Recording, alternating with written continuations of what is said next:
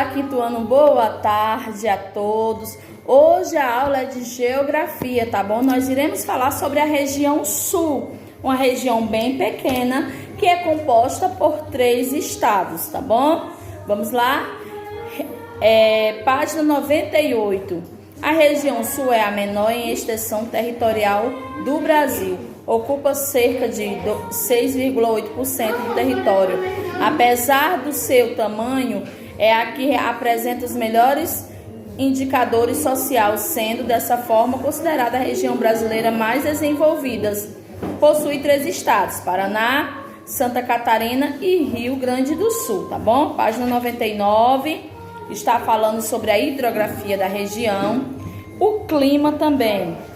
Página 100 falando sobre a vegetação da região sul.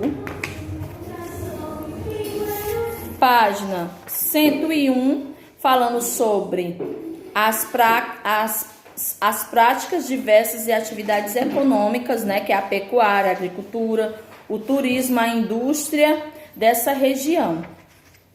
E na página 102 falando também sobre a cultura, né, o turismo. E vamos para a nossa atividade na página 103. Complete as lacunas com as informações sobre a região sul. A região sul é a menor, né, em extensão territorial. Das 5 regiões brasileiras, apresenta os melhores indicadores sociais, sendo dessa forma considerada a região brasileira mais desenvolvida. Então, você vai ligar na 2 também as bandeiras aos nomes, né?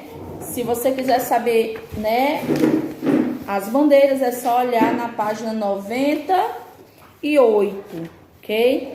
Vamos para 3. Pesquise informações sobre o clima e as formações vegetais do sul. Em seguida, faça a associação correta. Aí, clima subtropical. O que é clima subtropical? A região sul é a única que apresenta as 4 estações bem definidas, com temperatura baixa da média nacional. Geadas. O que é geadas? Formação de finas camadas de gelo. Matas de araucárias. É formada por vegetação com folhas longas e finas. Campos. É a formação vegetal tipicamente composta por gramíneas e arbustos. E Mata Atlântica, que ainda pode ser encontrada no litoral da região sul. 4. A região sul é a única que possui as 4 estações definidas. Explique com suas palavras como isso é possível. A região sul é a única que possui as 4, né, estações definidas. Apresenta o clima subtropical, por estar baixo do Trópico de Capricórnio, com característica de ser superúmido e sem seca, por causa da influência do movimento dos ventos e da maritimidade que distribui de forma regular em toda a região. Página 104. Leia o infográfico a seguir com informações sobre a região sul e depois escreva um resumo sobre o que foi apresentado. Página 105. Pesquise informações dos extrativismo animal, mineral e vegetal da região sul. Em seguida, leia as palavras do quadro abaixo e separe-as nas lacunas corretas, de acordo com as atividades econômicas. Então, o extrativismo animal tem a ver com animal, né? Peixe e ostra. Extrativismo mineral, chumbo, carvão, mármore e xisto. E o extrativismo vegetal, que tem a ver com plantas, que é o cedro, imbuia e pinheiro. 7. Observe a figura e pinte a que mais se caracteriza da região sul, que é o homem tomando chimarrão, né? Que é uma característica da região sul. Página 106. Imagine que você fará uma viagem para a região sul. Observe as imagens, marque um X de sua preferência e escreva um texto falando um pouco sobre o local escolhido. 9. Pesquise e Depois circule as frases verdadeiras. 10. Desenhe um prato típico da região sul e em seguida elabore uma frase que explique sua escolha. Por que você escolheu esse prato, ok? E vamos para a população brasileira, na página 107. Além de apresentar um território com ampla extensão territorial, o Brasil possui uma das maiores e mais diversificada população do mundo. População é o total de pessoas de um lugar. Por que ela é diversificada? Porque ele tem várias misturas de raças, né? Aqui no Brasil existe negros, índios, portugueses, tem algumas áreas que mora japoneses, indígena, alemão. Então tem uma mistura de várias raças, né? Na página 108 fala sobre o crescimento vegetativo. O que é o crescimento vegetativo? É a diferença entre a taxa de natalidade, de nascimento, e a taxa de mortalidade, de mortes, de um determinado lugar. Aí na página 109 tem falando sobre o crescimento vegetativo rápido e o baixo crescimento de vegetativo. E na página 110 vem falando sobre migrações. O que são migrações? Deslocamento populacional que podem variar em distância durante a quantidade de pessoas que a realizam. Existe a emigração e a imigração, ok? A saída de um lugar para o outro é chamado de emigração, enquanto a entrada é imigração, tá bom?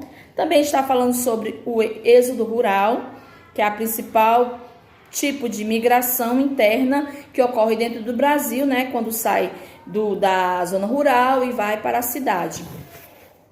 E temos a nossa atividade na página 111 e 112 falando sobre a população, né? Sobre o conceito de população, marque um X, a única alternativa verdadeira, página 111. 2. Qual a diferença entre população absoluta e população relativa? A população absoluta é o total de habitantes de um lugar. A população relativa é a média de habitantes em relação a um determinado área.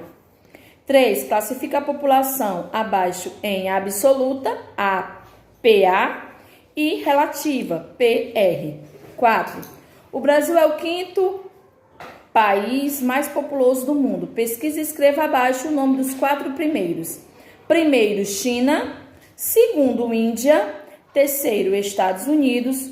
Quarto, Indonésia. E o 5º, que é o Brasil, né? Questão 5. Em que consiste o censo demográfico realizado pelo IBGE? O censo demográfico consiste na contagem e no levantamento periódico de dados populacionais.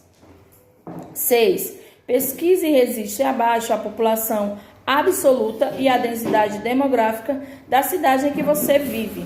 Depois converse com seu professor e colega e analise os números apresentados. E por último, página 112. 7.